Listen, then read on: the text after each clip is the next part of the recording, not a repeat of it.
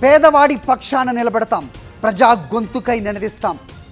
Voice of voiceless, తెలుగువారి మనస్సాక్షి సాక్షి TV. సాక్షి TV ప్రసారాల కోసం మీ స్థానిక కేబుల్ ఆపరేటర్ను వెంటనే సంప్రదించండి.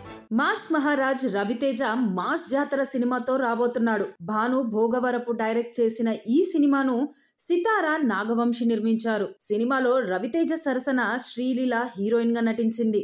ధమాకా తర్వాత వీళ్ళిద్దరూ చేస్తున్న సినిమా అవడంతో మాస్ జాతర మీద మంచి అంచనాలు ఉన్నాయి. అయితే మాస్ జాతర సినిమా అసలైతే ఈ నెల 27న రావాల్సి ఉంది. కానీ లేటెస్ట్ టాక్ ప్రకారం సినిమా వాయిదా వేసే ఆలోచనలో ఉన్నారట.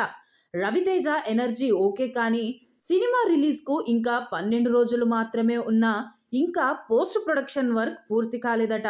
అది అవ్వాలి, ప్రమోషన్స్ మొదలు పెట్టాలి, ఇవన్నీ ఈ కొద్ది టైంలో జరగడం కష్టం.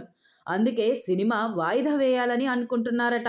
అయితే మాస్ జాతర టీజర్లో రవితేజ ఎనర్జీ ఓకే, కానీ ఆయన పోలీస్ అవ్వడం, విలన్లను చితకబాదడం, మాస్ డైలాగ్ చెప్పడం ఇది కామన్ అయింది.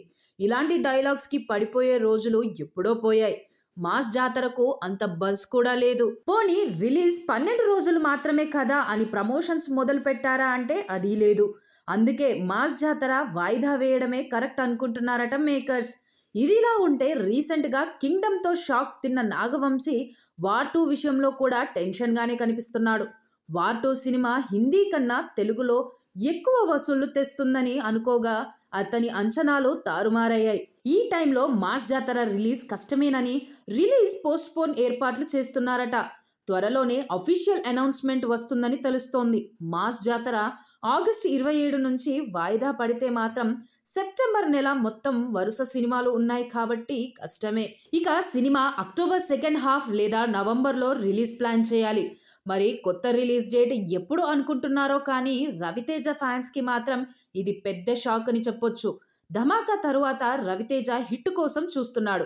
మాస్ జాతర టీజర్లో రవితేజ డైలాగ్స్ ఎప్పటిలానే ఉన్నాయి. వాటికి తగిన కథ ఉందా లేదా అన్నది ఇంపార్టెంట్. మరి ఈసారి మాస్ రాజా ఏం చేస్తాడో చూడాలి.